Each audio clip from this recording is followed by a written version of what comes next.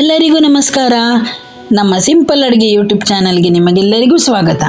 ಹೊಸತಾಗಿ ನಮ್ಮ ಚಾನಲ್ ನೋಡ್ತಾ ಇದ್ದೀರಿ ಅಂತಾದರೆ ಈಗಲೇ ಸಬ್ಸ್ಕ್ರೈಬ್ ಮಾಡಿ. ಇವತ್ತು ಟೀ ಟೈಮ್ ಸ್ನ್ಯಾಕ್ಸ್ಗೆ ಕ್ಯಾಬೇಜ್ ಎಂಬುವ ರೆಸಿಪಿಯನ್ನು ತೋರಿಸಿಕೊಡ್ತೇನೆ. ನೀವು ಈಸಿಯಾಗಿ ಮತ್ತು ಕ್ವಿಕ್ಕಾಗಿ ರೆಸಿಪಿಯನ್ನು ಟ್ರೈ ಮಾಡಬಹುದು. ಖಂಡಿತವಾಗಿಯೂ ರೆಸಿಪಿಯನ್ನು ಲಾಸ್ಟ್ವರೆಗೆ ನೋಡಿ. ಇಷ್ಟ ಆದರೆ ಲೈಕ್ ಮಾಡಿ, ಶೇರ್ ಮಾಡಿ, ಯಾವ ಥರ ಇತ್ತು ಅಂತ ಕಮೆಂಟ್ ಮಾಡಿ. ಬನ್ನಿ ಈ ರೆಸಿಪಿಯನ್ನು ಹೇಗೆ ಮಾಡೋದು ಅಂತ ನೋಡ್ಕೊಂಡು ಬರುವ.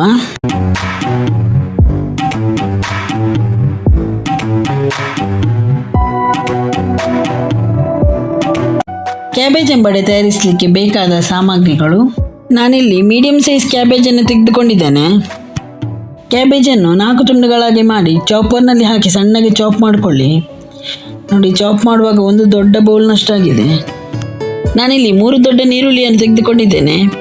ನೀರುಳ್ಳಿಯನ್ನು ಸಹ ಚಾಪರ್ನಲ್ಲಿ ಹಾಕ್ಕೊಂಡು ಸಣ್ಣಗೆ ಚಾಪ್ ಮಾಡಿಕೊಳ್ಳಿ, ಆಯಿತಾ.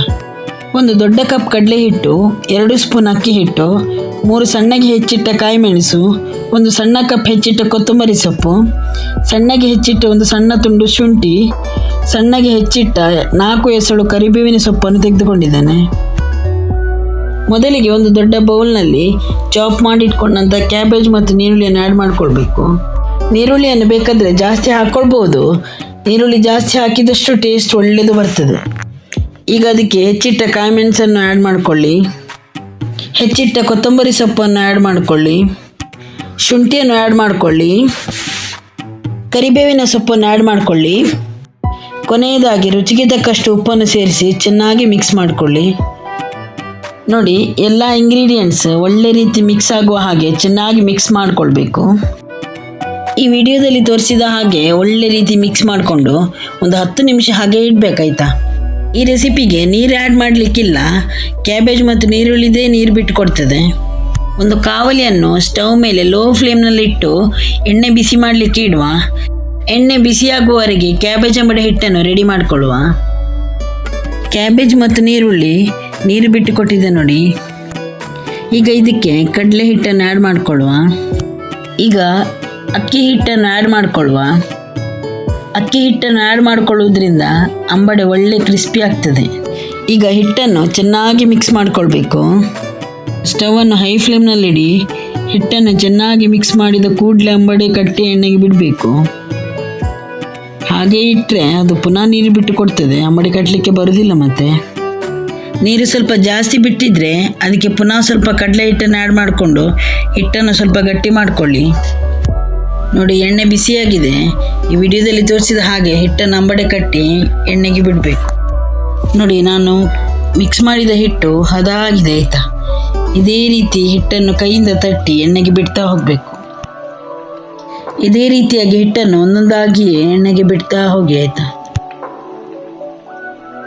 ನೋಡಿ, ಇಲ್ಲಿ ಹಿಟ್ಟನ್ನು ಎಣ್ಣೆಗೆ ಬಿಡುವಾಗ ಸ್ವಲ್ಪ ನಿಧಾನವಾಗಿ ಬಿಡಿ. ಕ್ಯಾಬೇಜ್ ಅಂಬಡೆಯನ್ನು 15 ನಿಮಿಷಗಳವರೆಗೆ ಎಣ್ಣೆಯಲ್ಲಿ ಫ್ರೈ ಮಾಡಿಕೊಳ್ಬೇಕು.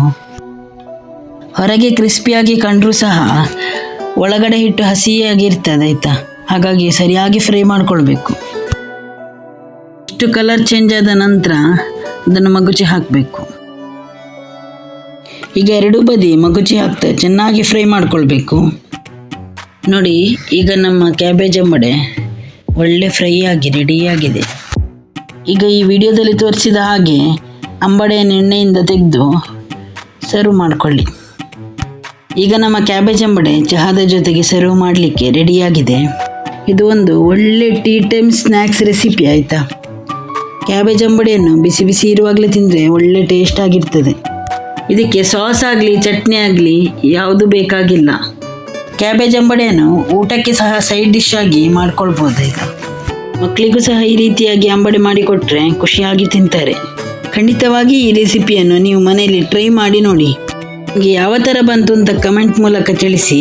ಈ ರೆಸಿಪಿ ಇಷ್ಟ ಆದರೆ ಲೈಕ್ ಮಾಡಿ, ಫ್ಯಾಮಿಲಿ ಫ್ರೆಂಡ್ಸಿಗೂ ಶೇರ್ ಮಾಡಿ.